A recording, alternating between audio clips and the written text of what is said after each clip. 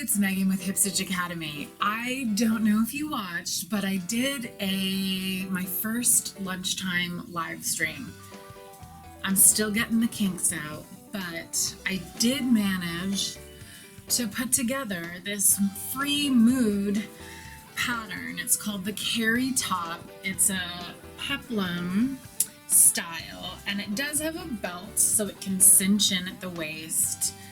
Not something that looks great on me, however, I think I can work with it. Anyway, I sewed that over in the live stream. It's a two-part. It's on the YouTube channel.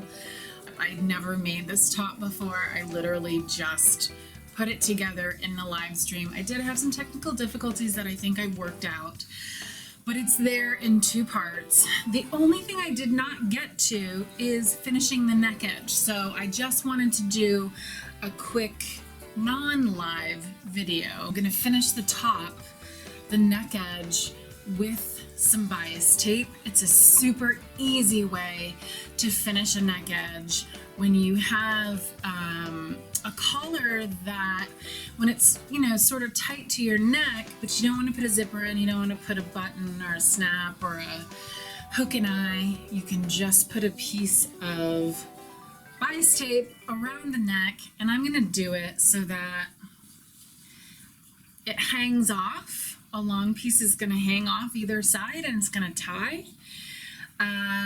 And that also makes it super easy to do any sort of woven shirt that doesn't have a lot of stretch in it. You just want to leave about 2.5 to 3 inches at the top, hem that with a double fold. You get this little V, and then sew your back seam together, starting about 1/2 inch above your hem, and then you have this cute little V in the back that you can then add the bias tape, and then it kind of like goes off. I'll show you what I'm talking about. So here's the neck edge of the carry top from that free mood pattern that I did in the lunchtime live stream.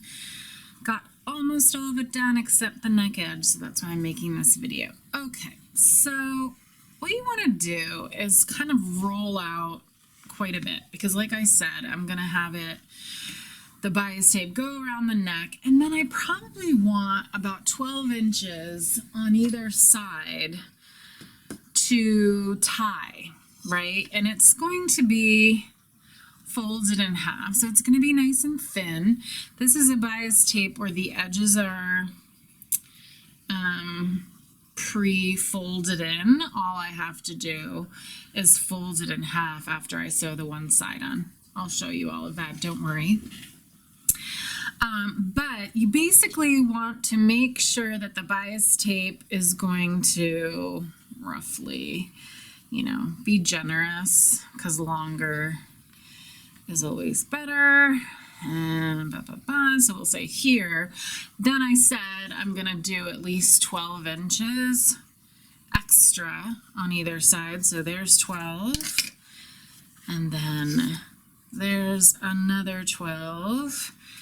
I'm gonna guess that's gonna be plenty. So I'm gonna cut that. Find the middle, right? And once I've found the middle, I'm going to find the middle of my shirt. And it doesn't have to be super accurate. I could hold it up and fold it, but I think I'm just going to make the middle right here.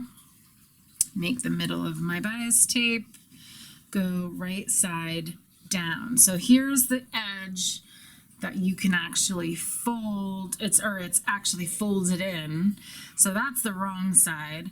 This is the right side. The right side is touching the right side of the top, and I'm pinning. And because it's bias tape, it's going to curve around this rounded neck edge pretty well. And I'm just going to, and one other thing that's really, I find to be important when you're doing something like this, make the edge of the neck just peek out past the bias tape. If your bias tape is covering your neck edge, you're never really sure that you're sewing it. So that's my recommendation to you. When you're pinning this on, make sure you can see that neck edge of your top.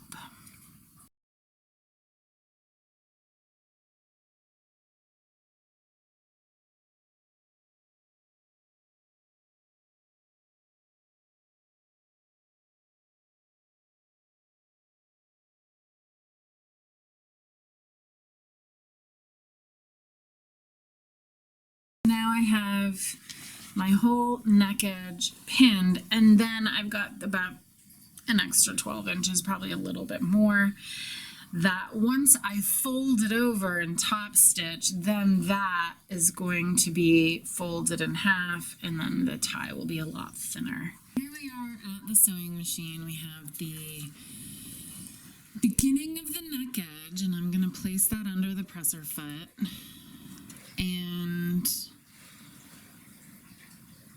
I think I'm going to lower the foot, and I'm going to move my needle over to the right. It's one of the nice things about being able to move your needle, because I want to stay on that fold of the bias tape. Actually, I think I moved it over a little too much. Maybe right there. I want to aim for the middle of that bias tape. And I know that I'm sewing the neck edge because when I pinned it, I made sure that I could see that neck edge poking out, okay? So I'm just going to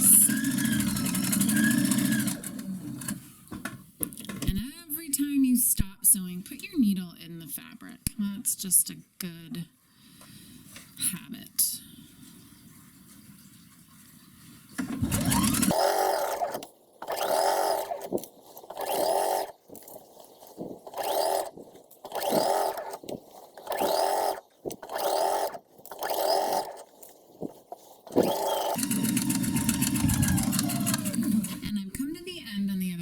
So I'm just going to do a quick back stitch, cut my thread, and there we go. So you can see the neck binding is now sewn to the neck edge all the way around.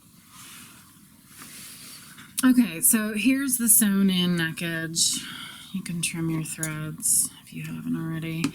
And there's a couple different ways we can put it in. You can do it so that the binding shows a little bit, which I think is what I'm going to opt for. So I'll have a little line of black binding that shows around the neck edge, or you can sew it so that the binding is tucked all the way in and it doesn't show. So I'm going to show you where the binding is going to show just a little bit. So I'm going to flip it to the back. And I'm actually going to start in the middle. I like to kind of randomly pick spots to start and not just start from the edge and go the other way. I find it comes out a little bit better. So I'm going to finger press the seam allowance so it goes up, and then I'm just going to fold the binding tape around the seam allowance, and I'm going to pin it for now on this side. I'm probably going to wind up switching my pins to the right side and sew on the right side, but for now I think it's going to be easier to fold it to the inside and pin. So keeping my seam allowance up, folding the edge around it, pin.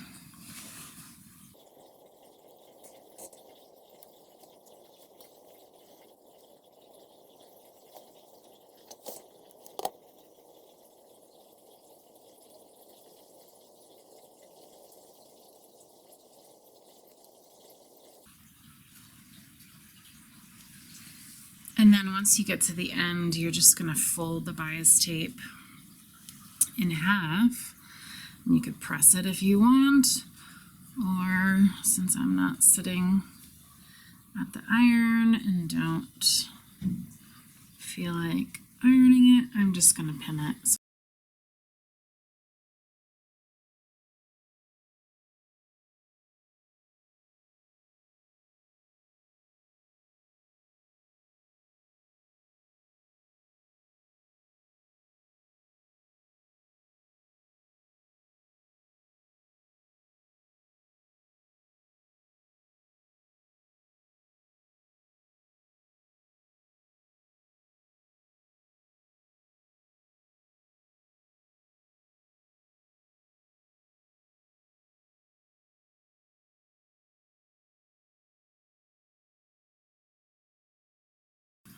think I'm going to want to sew on the right side of the bias tape. And my pins are all, of course, on the other side. I could switch all of my pins, or I can just sew it. And just be really careful to take my pins out before I get to them. So I'm going to slide it under. My needle position is fine where it is. I'm going to start sewing right on the edge of the bias tape. And keeping very close watch on where these pins are.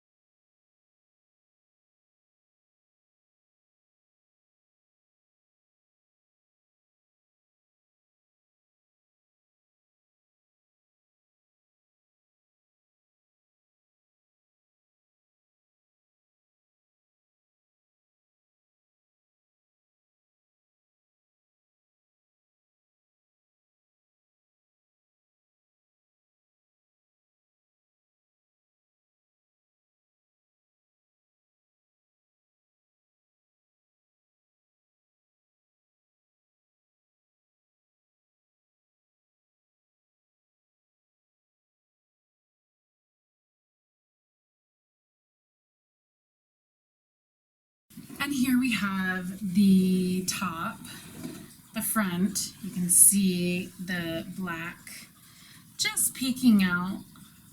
I kind of like it. It's up to you. If you don't want it peeking out, you would have just folded it down a little bit further and top stitched it. And then the back, you've got these ties. Like I said, it's probably just easiest to knot them. Just snip the end. Knot.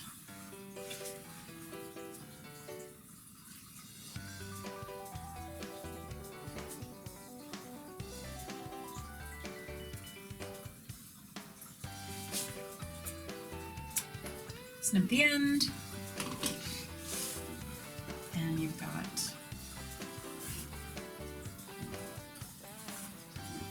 tie closure in the back. Hope you enjoyed not only how to do this, but if you haven't watched the entire video, go back to the YouTube channel. There's the live stream is there. You can watch part 1, where I get through some technical difficulties. I sew the darts, I sew the bodice. Part 2, I sew the sleeves and the peplum, and then this is the supplementary video where I finished up the neck edge. Thanks for watching.